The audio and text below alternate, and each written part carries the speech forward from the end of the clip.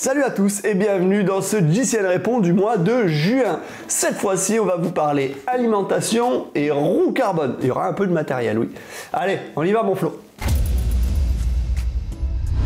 Ouais mon Lolo, et une fois n'est pas coutume, on va commencer en préambule par un petit pronostic puisque évidemment ce week-end c'est le départ du Tour de France et on commence par la question de Maximus qui nous demande quels sont nos pronos pour le Tour. Eh bien écoute, je te propose de revoir notre grande preview du Tour de France pour en savoir un peu plus, mais on va quand même te donner le prono sur le vainqueur final. Évidemment, moi je reste fidèle à moi-même et c'est Tadej Pogačar, vainqueur sortant, qui est mon favori. Un Tour de France, néanmoins c'est 3 semaines, c'est très long, beaucoup de choses peuvent se passer, mais comme ça, avant le départ, c'est mon favori. Ah ouais, toi t'es comme ça toi. Bah moi, je vais peut-être se surprendre, mais je vais rester sur le petit Felipe Martinez de la Ineos, parce que Ineos, je pense qu'ils sont pas morts. Attention, ils nous préparent un coup de derrière les fagots. Ouais. Ou sinon, dans le doute, tu vois, Primož Roglič. Non, c'est intéressant, tu prends plus de risques que moi en effet, bah, écoute, on verra comment ça se passe, évidemment, retrouvé sur JCN+, avec tous les résumés sur notre chaîne JCN Racing en français. La deuxième question, mon Lolo, c'est Jean-Alain qui nous la pose, et qui nous demande quels sont les échauffements à faire avant de rouler, et les étirements après une sortie. Comme tu es un grand spécialiste des étirements, mon Lolo, je te la laisse. ça c'est salaud, tu vois. Ça c'est un truc, c'est pas cool. Alors les étirements à faire, il y a d'abord l'étirement du coude, tu vois, hop, comme ça on hydrate. 1, 2, 1, 2. Après il y a l'étirement des grands dorsaux, tu vois, tu t'allonges et t'attends. Normalement il s'étire pas mal. Non, en vrai déjà, les étirements, moi je te conseille de beaucoup t'étirer le dos déjà. Alors oui, certes, tu forces beaucoup avec tes jambes sur le vélo et compagnie, donc oui, il faut s'étirer les jambes, les ischios, les quadrilles et tout ça, ok. Mais aussi le dos, c'est super important. Moi je le vois, je le paye aujourd'hui, je me suis jamais étiré, j'ai un dos qui est fracassé, donc je te conseille de bien l'entretenir, d'avoir des lombaires bien renforcés, bien étirés, bien détendus, parce que méfie-toi sur le vélo, tu les mascagnes quand même beaucoup. Ouais, les étirements, Flo ? On rappelle, l'intérêt des étirements, il est double. C'est celui de la récupération, évidemment, mais ce que tu as évoqué toi, c'est aussi celui de travailler sa souplesse. Et c'est important, y compris sur un vélo, parce que un vélo, c'est un effort qui est mécanique et qui est biomécanique aussi. Donc on a une position qui n'est pas naturelle. Et plus on va être souple sur son vélo, déjà, plus ça va nous permettre d'avoir une position aérodynamique sans souffrir, mais plus ça va nous permettre d'y rester de longues heures sans souffrir et de pouvoir enchaîner les journées d'entraînement, voire les grands tours pendant 3 semaines. Donc oui, c'est important les étirements, c'est important pour ces deux raisons, à savoir récupération et travail de la souplesse, d'où le fait de ne pas se contenter des jambes en effet. Il y a un point sur lequel on n'a pas répondu qui est celui de comment s'échauffer avant une sortie. Bon, globalement, le vélo est quand même un sport qui te permet de partir à ton rythme et du coup, tu n'as pas spécialement besoin de t'échauffer avant de partir. Tu pars tranquillement et puis ensuite, au cours de ta sortie, tu vas pouvoir forcer davantage. Néanmoins, tu peux aussi faire quelques étirements pour préparer ta sortie avant le départ. La question suivante, mon Lolo ? La question suivante qui nous vient de Ed Grolb qui a 16 ans, il nous dit: j'ai 16 ans et je fais beaucoup de vélo, je mange des bons aliments, mais dois-je me limiter? Alors écoute, mon gars, t'as 16 ans, tu te limites de rien du tout. Faut que tu kiffes, tu manges, tu fais des efforts, il faut que tu consommes, t'es en plein développement, donc vas-y, mange, te limite pas, on s'en fiche. Sauf si évidemment t'as des problèmes d'obésité, de tout ça, voilà. Ok, mais là, quand tu fais des activités physiques comme ça et tout, t'as 16 ans, je vois pas pourquoi tu te limiterais tant que ça en fait. Ça pourrait être plus négatif qu'autre chose pour toi, justement. Je vais prendre une question un peu délicate de Loris Solaire, mais qui, je pense, sera utile à beaucoup de monde, qui nous dit que lors de sa dernière sortie, il a eu extrêmement mal au roubignoles. Alors ça concerne les hommes, mais pas que. Je sais que pour avoir des amis qui roulent, des femmes qui roulent à vélo, c'est vrai que la selle peut être inconfortable pour elles aussi. D'où les conseils qu'on vous donne en vous disant qu'une selle c'est très très important et qu'il faut bien la choisir, mais aussi bien la monter. Le fait que tu aies eu mal peut vouloir dire que soit tu as passé beaucoup de temps en bec de selle, c'est-à-dire sur l'avant de ta selle, sur le museau de celle-ci, qui en général peut générer un inconfort, ou bien peut-être que ta selle, elle est mal réglée, à savoir peut-être qu'elle penche un petit peu vers le haut, auquel cas ça peut donner une pression sur le périnée qui peut être désagréable. Donc vérifie qu'elle soit au minimum à l'horizontale, voire même un petit peu penché vers le bas, si jamais tu fais beaucoup de montagne ou du gravel par exemple. Et sinon, je t'invite à revoir nos vidéos sur la thématique, donc comment choisir sa selle, voire même comment choisir sa selle de gravel, qui est aussi un thème un peu particulier, puisque on n'a pas tout à fait la même pratique. Ouais, mais mon Flo, là, tu vois, la question est subtile quand même, parce qu'il a mal au robignol. Il n'a pas forcément mal ailleurs, tu vois, le périnée, les canaux et tout ça. Est-ce que ce serait pas aussi tout simplement parce qu'il n'a pas assez remonté son petit sachet dans le cuissard? Parce qu'il faut s'appuyer sur le périnée et le fessier. Attention, un cuissard, il y a une technique pour le mettre. Bon, après si vous voulez, on peut faire une vidéo là-dessus aussi. Oui, on peut, ce sera plus difficile à illustrer, je pense qu'il y aura quand même pas mal de pixelisation, mais oui, en effet, on rappelle, on porte un cuissard sans sous-vêtements, ça peut aussi venir de là, et voilà, il y a plein de spéculations autour de ça, tu nous en as pas assez dit pour qu'on sache précisément, mais a priori, il y a quand même des chances pour que ça vienne de la selle. Question suivante, mon Lolo, on nous dit... c'est à nouveau, tiens, Ed Groll qui dit qu'il cherche une paire de roues carbone à prix abordable et qu'il ne trouve pas. Est-ce que tu as des conseils pour lui? Ah, alors une paire de roues carbone à prix abordable. Déjà, le matos vélo à prix abordable aujourd'hui, on le sait, c'est très compliqué. C'est ça, malheureusement. Les prix se sont envolés, c'est du n'importe quoi. Maintenant, pour tu vois, t'as le prix d'un vélo, t'arrives à acheter une bagnole en fait. Mais genre une voiture viable, qu'à l'époque. Ouais, mais non, Lolo, parce qu'en fait, maintenant, pour le prix d'une bagnole, tu arrives à acheter un appart. Donc en fait, tout va à l'avenant, tu vois. Tout s'est décalé en fait, de 12 étages à peu près. Donc écoute, des roues, déjà mon premier conseil c'est soit Troc Vélo, soit Le Bon Coin. Voilà. T'enflamme pas à aller forcément acheter du neuf si tu veux pas y mettre des 1000 et des 100. Moi je préférerais aller acheter de l'occasion.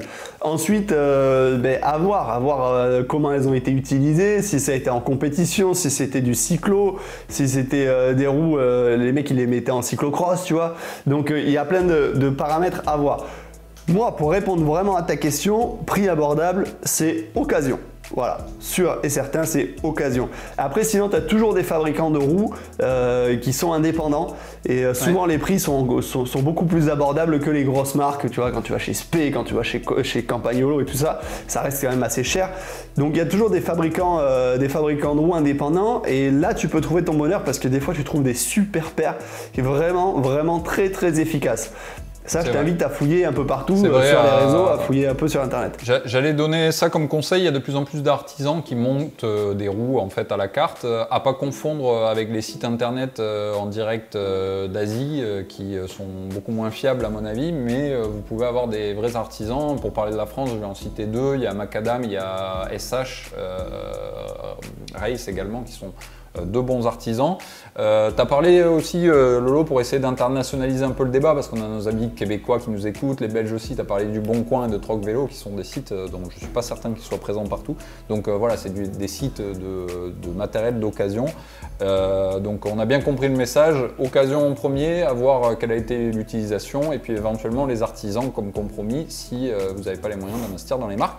Et j'ajouterai Shimano qui a sorti sa gamme en Ultegra pour la première fois de roues carbone, qui est un peu plus abordable, mais ça reste un budget. Alors, j'ai une question de Paul qui nous dit: est-il possible de faire plus d'essais de matériel, justement, roues, cadre, vélo, équipement, entretien? Paul, écoute, on en fait de temps en temps, mais c'est pas la vocation principale de la chaîne, comme tu l'auras compris. Nous, c'est essentiellement des conseils sur la pratique et un petit peu vous faire profiter des coulisses et de nos accès auprès des professionnels. Mais on en fait quand il y a des nouveautés matérielles, mais le but c'est que ça ne devienne pas une chaîne 100% commerciale et avec que des tests de matériel. Donc on essaie d'en faire, mais par parcimonie. Voilà, il y a d'autres chaînes qui sont plus dédiées à ça. Il y a un très bon site d'ailleurs, Matos Vélo, je vous encourage à aller le voir, qui en fait beaucoup et qui est très bien pour ça et qui est complémentaire. Mon Lolo, question suivante, et je te la donne celle-là. Est-ce que tu as des conseils sur la façon de s'entraîner de manière spécifique pour le contre-la-montre? Alors là, pointu mon Flo, pointu. S'entraîner de manière spécifique. Alors, je sais que ça se rapproche beaucoup de s'entraîner à progresser dans l'école. franchement. Parce que l'effort que tu as en contre-la-montre, c'est un effort intense sur une longue durée, enfin plus ou moins longue durée. Tu restes à haute intensité assez longtemps et c'est la même chose en fait que de monter un col. Tu restes toujours à haute intensité pendant toute la montée. Du coup, c'est plus ou moins la même chose. Après, tu vas travailler peut-être un peu plus la vélocité et il faut le travailler en vitesse. Donc, essayer d'adapter justement la puissance que tu développes avec la vitesse. Donc tu n'auras pas la même vitesse de jambe et tu n'auras pas le même ressenti sur le vélo que quand tu montes un col où tu vas faire, tu vois, je te dis n'importe quoi, mais tu montes à 350 watts dans un col, tu montes à 12 à l'heure, tu as 350 watts sur le plat, sur ton vélo de chrono et tu roules à 46, tu vois. Donc c'est pas tout à fait la même chose. Mais musculairement parlant, tu travailles de la même façon. C'est pourquoi moi je te conseillerais d'alterner et le travail, le même spécifique que la montagne sur le plat ou la plaine ou des parcours semi-vallonnés, mais aussi de faire du derrière scooter. Le derrière scooter, il n'y en a pas beaucoup qui le font en amateur, ou peut-être que ça s'est encore un peu plus démocratisé, mais chez les pros on en fait pas mal. Ça t'entraîne justement à avoir ce rythme de course en permanence. Donc tu te mets derrière un scooter qui roule à allure course, hein, on va dire entre 40 et 45 km/h pendant, je sais pas, 1 heure, 2 heures, 3 heures, 4 heures. Moi ça m'est arrivé de faire 4 heures de derrière scooter pour préparer un Paris-Roubaix par exemple. Donc moi je te conseillerais de travailler comme ça, et tu peux même aller plus loin en adaptant tes exercices de montagne en derrière scooter. Moi je faisais beaucoup sortie derrière scooter pendant 2 heures et avec des exercices sur 8 minutes, tu vois, où pendant 8 minutes je me mettais à côté du scooter. Donc lui il gardait son allure, la même, tout le long, il roulait à 45 pendant 45 ou 50 pendant 2 heures, et moi je me mettais à côté toutes les 30 minutes, je crois, ou toutes les 20 minutes, un truc comme ça. Pendant 8 minutes, tu te mets à côté, donc tu bouffes du vent, mais tu roules à haute allure. Et après, tu reviens à la roue du scooter, donc ça te permet de récupérer, mais tout en gardant une vitesse conséquente. Donc voilà, ça c'était nos petits entraînements. Merci mon Lolo, c'était bien complet. Je rajouterai juste une chose rapide qui est celle de rouler le plus de temps possible avec son matériel de contre-la-montre aussi, parce que la position est pas la même que sur un vélo de route. Il faut aussi s'habituer à délivrer un maximum de puissance dans cette position qui peut parfois être inconfortable. Et on le sait, les pros aujourd'hui, en tout cas les spécialistes de l'exercice, roulent quasiment une sortie sur 2 avec leur vélo de contre-la-montre pour pas perdre cette habitude. Et donc t'habituer aussi à délivrer l'étendue de ton talent sur cette machine, c'est important. Question suivante qui est comment reprendre confiance après une chute. Et mon Lolo, encore une fois, je suis désolé de te faire bosser aujourd'hui, mais je trouve qu'elle est particulièrement adaptée pour toi celle-là. Non mais en fait là tu mets que des tacles là. Hop, t'arrives par derrière, les 2 pieds en avant, clac, allez. Reprendre confiance après une chute. Eh ben déjà, première des leçons. Quand tu tombes, tu remontes et tu repars. Déjà, ça te permet de ne pas rester sur un échec et de garder l'appréhension dans ta tête. C'est tout bête, mais même si tu dis ouais non tant pis, vas-y, hop, j'arrête et je repartirai. Non, en fait, ton cerveau, il faut qu'il squeeze. Du coup, tu repars sur le cycle. Tu remontes sur ton vélo, tu renchaînes, tu repédales et du coup tu vas pas rester sur cet échec de la chute où tu te vois tomber, où tu t'éclates, machin. Après, forcément, si tu t'es vraiment éclaté, bon, tu vas pas remonter sur le vélo de suite.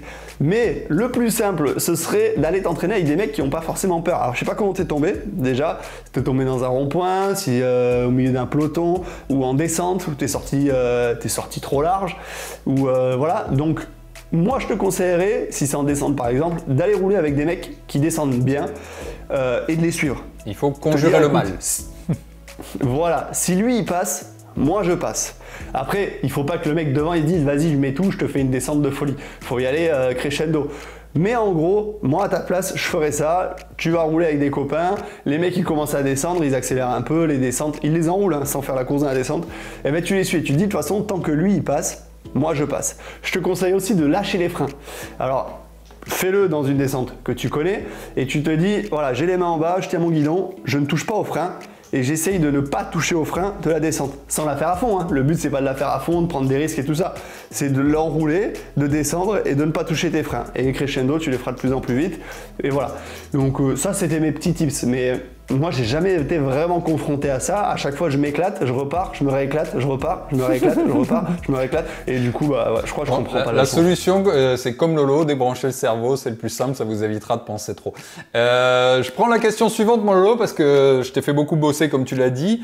C'est Vinci68 qui nous dit, pouvez-vous nous faire un petit topo concernant les différents types de roues, hauteur de jantes En tout cas, vous êtes au top, ne changez rien surtout. Alors, on pourrait faire toute une vidéo sur les types de roues, mais je vais essayer de schématiser et de parler un peu moins que Lolo qui est très volubile aujourd'hui.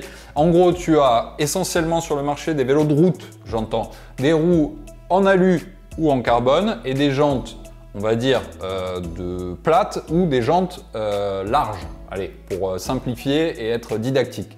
On va parler de roues en aluminium essentiellement à l'entraînement à haut niveau et maintenant, désormais, en compétition, quasiment tout le monde utilise des roues en carbone et souvent avec des jantes larges, donc avec une dimension de jante pouvant aller jusqu'à 60 mm. Comment les catégoriser? On va dire que jusqu'à 40 mm et en dessous, c'est des jantes qui peuvent être utilisées en montagne. 50 mm aujourd'hui, c'est un petit peu l'intermédiaire passe-partout. Et 60 mm, c'est clairement des roues destinées au plat. Donc des roues avec un profil très haut qui vont avoir une prise au vent latérale importante et évidemment par contre qui vont avoir une rigidité plus importante aussi, d'où l'intérêt de les utiliser sur le plat. Mais il y a aussi évidemment plus de matière et donc plus de poids. Donc il faut arriver à trouver le juste compromis. Voilà, moi je pense que 40 ou 50 mm en carbone, c'est des roues passe-partout de nos jours. Je ne sais pas si tu es d'accord avec moi, mon Lolo. Ah oui, moi totalement, mon Flo. Pour moi, si tu veux te faire plaisir avec des roues carbone, ne va pas t'embêter. Et j'ai eu la conversation avec un copain en plus cette semaine qui s'est chauffé et qui a acheté une paire de roues en 50 en se disant ouais, la Philippe c'est un mec passe-partout, il a des 50 tout le temps. Ben moi aussi je prends des 50. Ouais. Non, en fait on n'a pas les mêmes watts qu'à la Philippe. Exactement. Du coup, pour moi, le 40 mm, 35-40, c'est vraiment la roue passe-partout qui rend super bien. Tu seras jamais en galère à te la traîner dans des bosses ou autre.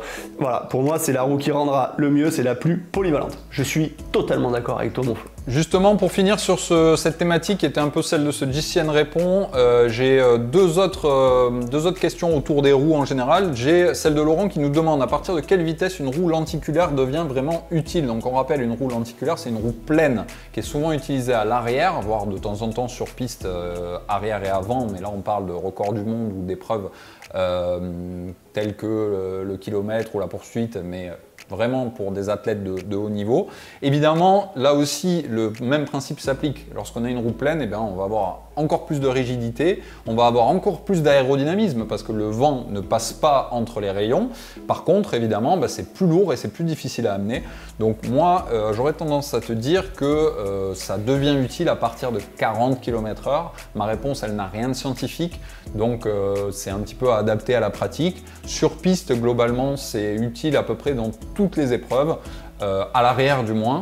Sur route, c'est à réserver à une épreuve contre la montre, évidemment, à condition que tu aies les watts pour l'amener. Donc ça veut dire, essaie déjà de rouler à 40 km/h avec ton vélo de contre la montre ou un vélo de route et de le maintenir. Et si tu vois que tu en es capable, pourquoi pas tester une roue lenticulaire. Mais à mon avis, il y a d'autres choses à travailler avant, type la position et le vélo dédié avant de se lancer dans une roue pleine. Pour terminer mon Lolo, il y avait justement une question que je trouve très complémentaire, qui était celle de l'utilisation de roulement en céramique. Est-ce que le roulement en céramique, c'est si important que ça sur des roues haut de gamme par exemple, ou au final, est-ce que c'est des gains marginaux et est-ce qu'on n'a pas autre chose à acheter avant quand on voit les écarts de prix et ce que ça coûte?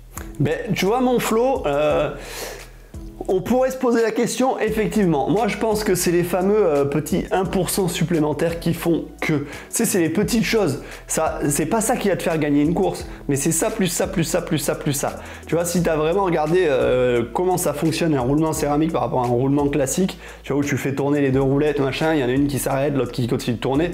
Voilà, c'est vraiment des trucs, je pense que c'est pour pousser au maximum le vis, pour pousser la performance au maximum, que le vélo il soit à la perfection, machin.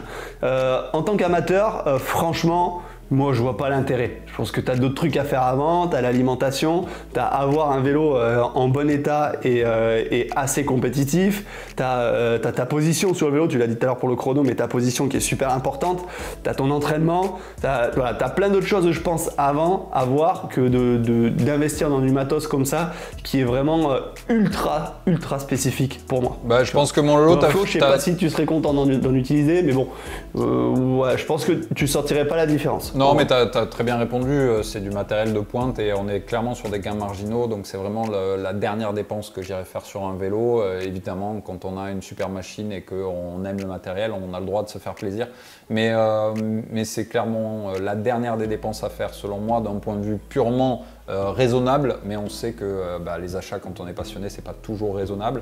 Voilà, il vaut mieux investir dans une bonne paire de roues sans roulement céramique pour autant avant de passer à ça. T'as bien résumé les choses mon Lolo, je te propose qu'on conclue là-dessus sur ce GCN Répond qui ma foi a déjà duré pas mal. Et puis bon Tour de France à tout le monde et on se retrouve le mois prochain pour un nouveau numéro de ce question-réponse de GCN en français. Salut mon Lolo. Allez, ciao.